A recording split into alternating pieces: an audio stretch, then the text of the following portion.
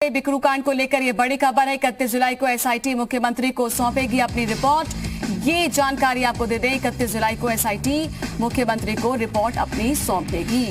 तो बिकरू कांड से जुड़े हुए जितने भी तथ्य हैं वो इकट्ठा करने के बाद अभी रिपोर्ट जो तैयार होगी वो 31 जुलाई तक सीएम को सौंप दी जाएगी और एसआईटी इस रिपोर्ट को अपनी मुख्यमंत्री को सौंपेगी। 31 जुलाई को एसआईटी मुख्यमंत्री को अपनी रिपोर्ट सौंप देगी। बिकरू कांड को लेकर जो तमाम सबूत इकट्ठा हुए हैं, जो साक्ष्य इकट्ठा हुए हैं, उसके आधार पर एक रिपोर्ट तैयार की जाएगी और ये रिपोर्ट मुख्यमंत्री के समक्ष पेश की जाएगी। तो 31 जुलाई को एसआईटी मुख्यमंत्री को अपनी रिपोर्ट सौंप देगी, ये जानकारी है।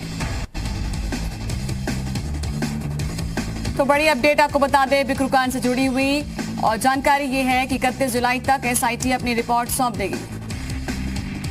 आज और 25 जुलाई को दोपहर 12 बजे से लेकर 2 बजे तक बयान दर्ज होंगे, ये जानकारी है। तो आज से लेकर 25 जुलाई को दोपहर 12 बजे से लेकर 2 बजे तक बयान दर्ज किए जाएंगे। उसके बाद आगे रिपोर्ट को फाइनल रूप देना है। और इस बीच ये बता दें, जिसके पास जो भी जानकारी हो वो एसआईटी में अपना बयान दर्ज करा सकता है, ये भी बड़ी खबर।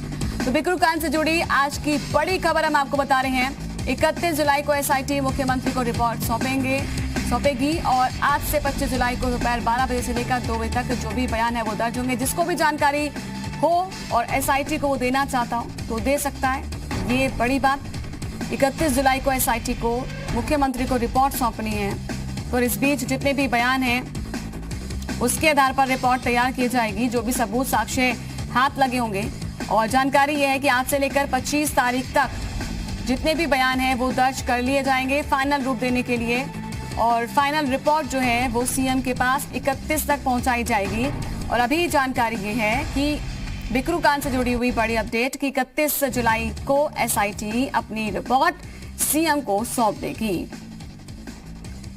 तो बड़ी अपडेट हम आपको बता रहे हैं, जिसको जो भी जानकारी हो वो एसआईटी में दर्ज करा सकता है।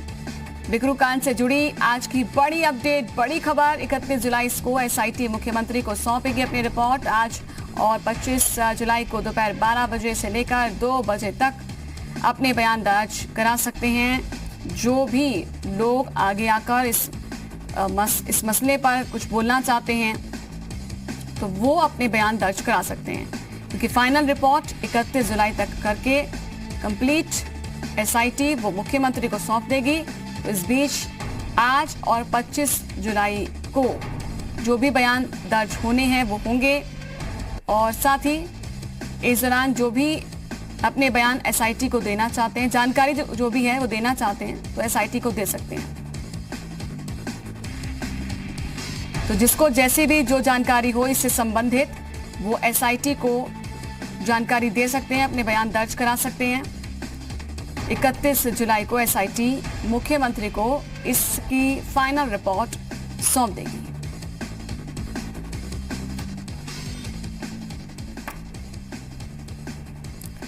तो बड़ी जानकारी बिकरू कांड को लेकर आपको बता दें, 31 जुलाई तक फाइनल रिपोर्ट एसआईटी मुख्यमंत्री को सौंप देगी। 31 जुलाई को एसआईटी मुख्यमंत्री को अपनी रिपोर्ट सौंपेगी, लेकिन इस बीच आज और 25 जुलाई को दोपहर 12 बजे से 2 बजे तक बयान जो दर्ज कराना चाहते हैं वो दर्ज कराएं। एसआईटी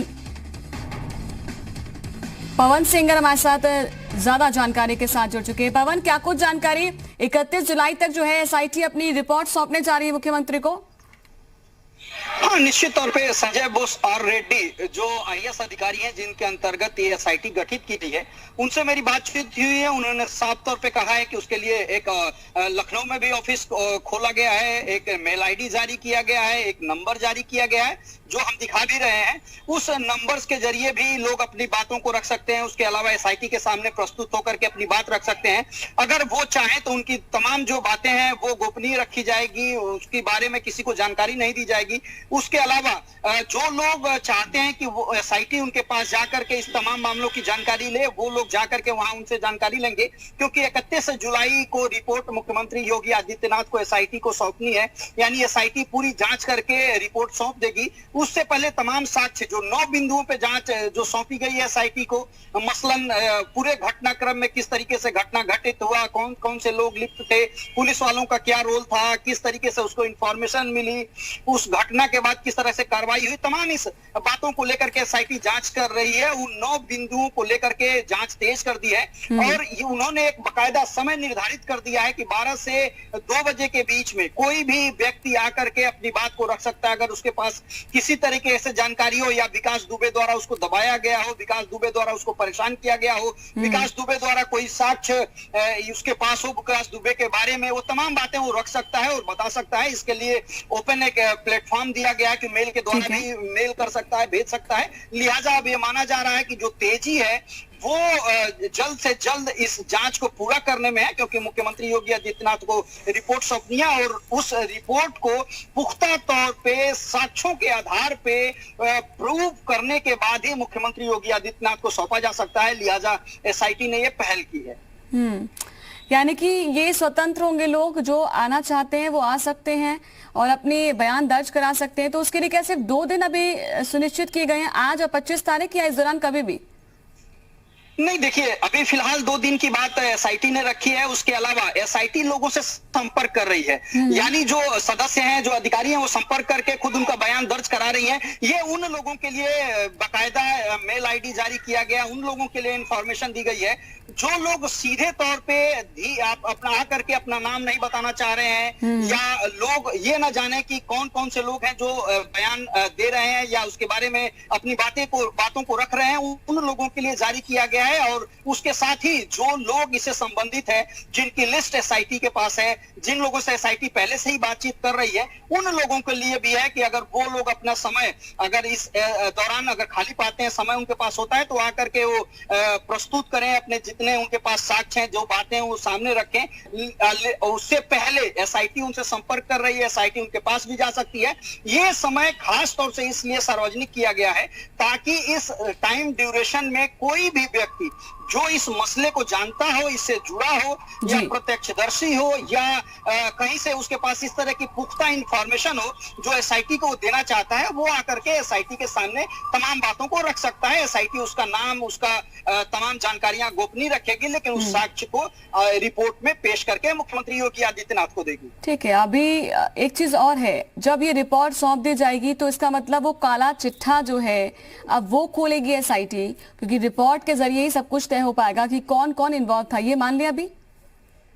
नहीं, बिल्कुल सही कहा आपने, क्योंकि खासतौर से बिकरू कांड, एनकाउंटर और उससे पहले का घटनाक्रम जिसमें 8 पुलिस वाले शहीद होते हैं, इन तमाम घटनाक्रम को लेकर के पूरे देश की नजर है। सुप्रीम कोर्ट में मसला चल रहा है, सुप्रीम कोर्ट टिप्पणी करता है कि क्यों ना एक एसआईटी गठित किया जाए, सुप्रीम कोर्ट के रिटायर्ड जस्टिस के अंतर्गत, उसमें कई सारे सदस्य हों, वो इस पूरे मामले की जांच करे। उस पर सरकार से रिपोर्ट तलब की है। सरकार ने एक अगर कहा जाए तो रिटायर्ड जस्टिस एकल पीठ द्वारा इस मामले की जांच करा रही है, एसआईटी गठित की है। जो इनकाउंटर में एफआईआर हुआ, इनकाउंटर होने के बाद उस मामले की जांच चल रही है। ये तमाम सारे साक्ष्य और जांच बहुत ही महत्वपूर्ण है, क्योंकि आने वाले समय में कोर्ट के समय सरकार जब अपना पक्ष रखेगी तो इन तमाम जांचों का हवाला देगी और जांच का जो रिपोर्ट है वो आने वाले समय में कोर्ट में सबमिट होना है। लिहाजा जो एसआईटी है वो हर कदम फूक फूक के रख रही है और वो ये नहीं चाहती है कि कहीं से कोई भी साक्ष्य छूट जाए या कोई भी व्यक्ति जो वंचित रह जाए, इस मामले को जानता हो, इस मामले पर अपनी बात रखना चाहता हो, अपने इस मामले पर साक्ष्य प्रस्तुत करना चाह रहा हो, वो छूट जाए। इसलिए इस तरह की कवायद एसआईटी द्वारा की जा रही है। जैसे ही एसआईटी के जरिए जो है जांच शुरू हुई थी पवन, इसमें लग रहा था कि अब जमीनी हकीकत जो है वो खुल पाएगी विकास दुबे की। कौन कौन मेहरबान था, किसने सहायता की, कितने दूर तक तार जुड़े हुए थे, यहाँ तक कि पुलिस वालों में भी अगर खौफ था तो क्या वजह थी। एक चीज और आप जानना चाहती हूँ, क्या वो लोग जो आगे आकर अपना बयान दे सकते हैं वो किस प्लेटफॉर्म के जरिए, क्या ईमेल के जरिए पहले संपर्क साधे वो, हालांकि हम एक ईमेल आईडी चला भी रहे हैं, क्या उसके जरिए वो संपर्क साधे या डायरेक्ट वो थाने में जा सकते हैं, कैसे वो अपना बयान दर्ज करा सकते हैं? देखिए, 3 माध्यम है। एसआईटी ने 3 माध्यम दिया है। मेल के द्वारा अपनी बातों को रख सकते हैं, फोन जरिए अपनी बातों को कह सकते हैं। अगर वो नहीं आना चाहते हैं तो एसआईटी उनके पास जाएगी, एसआईटी के जो सदस्य हैं वो उनके पास जाएगी। उसके अलावा लखनऊ में एक कैंप ऑफिस भी खोला गया है। उस कैंप ऑफिस में आकर के भी वो व्यक्ति अपनी बात रख सकता है, अपने साक्ष्य प्रस्तुत कर सकता है। खासतौर से इस एसआईटी में जो अधिकारी हैं उनके बारे में जिक्र करना बहुत जरूरी है। संजय आर बुस रेड्डी अक्खड़ किस्म के आईएएस अधिकारी हैं।